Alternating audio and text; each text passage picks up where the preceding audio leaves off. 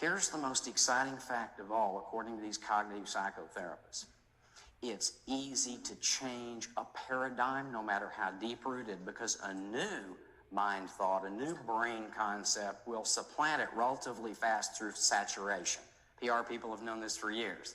If you really want to get people to act, show them something 17 times and they'll take action. It's called saturation advertising. Well, I got news for you. I'm going to give you a simple set of new paradigm mind twisters that if you'll repeat them 10 times a day, especially before bed at night, will replace the old worn-out tapes that have kept us in the 97th percentile of low achievers in an unlimited achievement business. First, dramatic wealth is a virtue. Dramatic wealth is a virtue.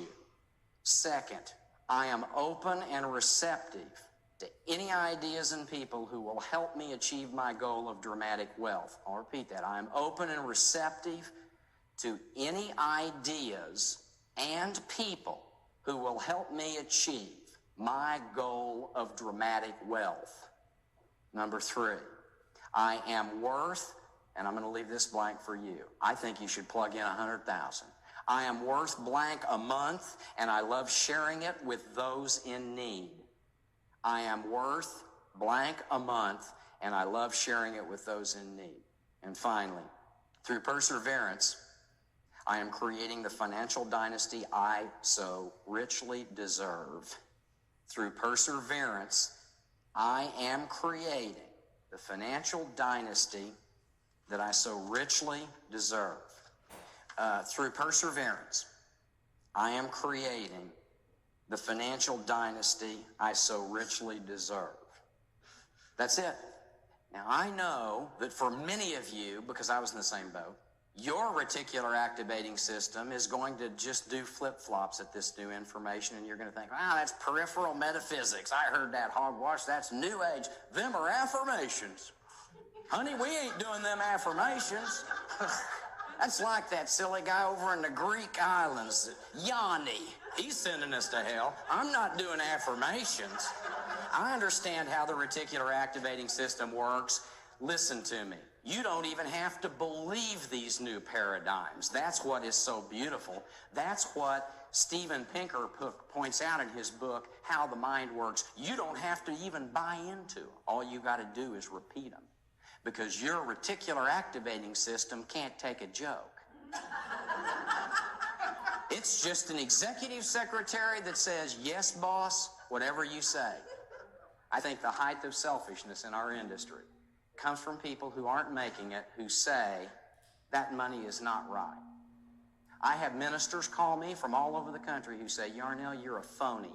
How can you reconcile your theology as a former Christian minister with all the money that you make? And I say, it's real simple. If you think it's sinful, don't not make it. Just give it away. See? When you, ladies and gentlemen, and I are confronted with an opportunity to rise to levels we never dreamed possible in terms of income, if you can't figure out how to spend it on yourself and your loved ones, and you really can't when you get to the big money, create a goal bigger than yourself. The height of pompous idiocy and selfishness is to say, that isn't religious. I can't make all that money. That's wrong. Make it and give it away. For crying out loud, that doesn't take a real smart person to figure that one out. Just don't spend it on yourself, but don't not make it. There are other people who need it. And if you can't find people in your community, call me. We got all kinds of problems in Reno and in Northern California. I'll put your money to good use. The final element is this. Everyone is a creative genius, but generally it is those that focus on one system in one field who are recognized as those creative geniuses.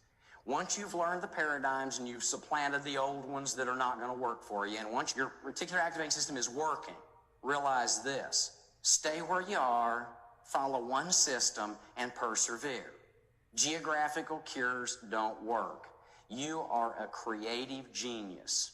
You just don't know it. I want to read in closing from one chapter in this book about creative genius by Steven Pinker. I mean, he's head of the MIT, the neurological department at MIT. He's a pretty smart guy. Here's what he says. I love this. I love this. And what about those creative geniuses How can natural selection explain a Shakespeare, a Mozart, an Einstein, an Abdul-Jabbar? All of us are creative. All of us are creative geniuses. Every time we stick a handy object under the leg of a wobbly table or think up a new way to bribe a child into his pajamas, we've used our faculties to create a novel outcome. But creative geniuses are distinguished not by their extraordinary works, but by their extraordinary way of working. They're not supposed to think like you and me. Notice the stereotype. They burst on the scene as prodigies. They listen to their muse and defy conventional wisdom. Creative geniuses work when the inspiration hits and leap with insight while the rest of us plod in baby steps along well-worn paths. They put a problem aside and let it incubate in the unconscious. Then, without warning, a bulb lights up and fully formed solution presents itself. Aha! The genius leaves us with masterpieces, a legacy of the unrepressed creativity of the unconscious. Geniuses, truthfully, are wonks. This is Stephen Barry. You know what a wonk is? That's a student of something who just works and grinds away until he succeeds. Geniuses are wonks. The typical genius pays dues for at least 10 years before contributing anything of lasting value. Mozart composed symphonies at 8, but they stunk. His first masterwork came in his 12th year of his career. During the apprenticeship, geniuses immerse themselves in their work. They absorb tens of thousands of problems and solutions, so no challenge is completely new, and they can draw on a vast repertoire of motifs and strategies. They keep an eye on the competition, a finger to the wind, and are either discriminating or lucky in their choice of problems. But they are not freaks, with minds utterly unlike ours or unlike anything we can imagine evolving in a species that has always lived by its wits. The creative genius creates good ideas because we all do.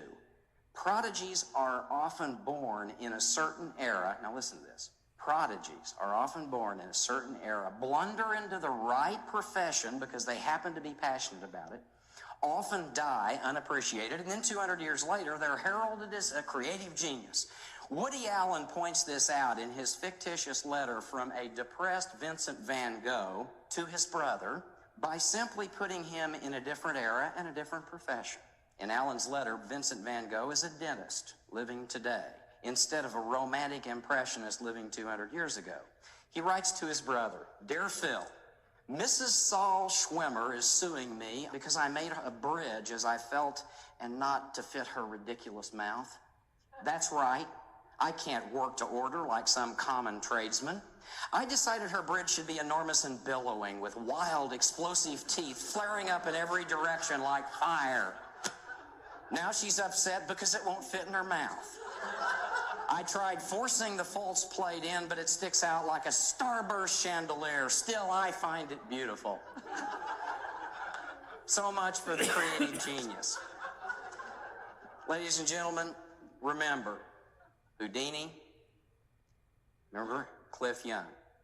There are only two kinds of people in our industry, people who think they can and people who think they can't, and they're both right. Change your paradigms, and you'll discover that the mental door to creative genius was never even locked in the first place. God bless you.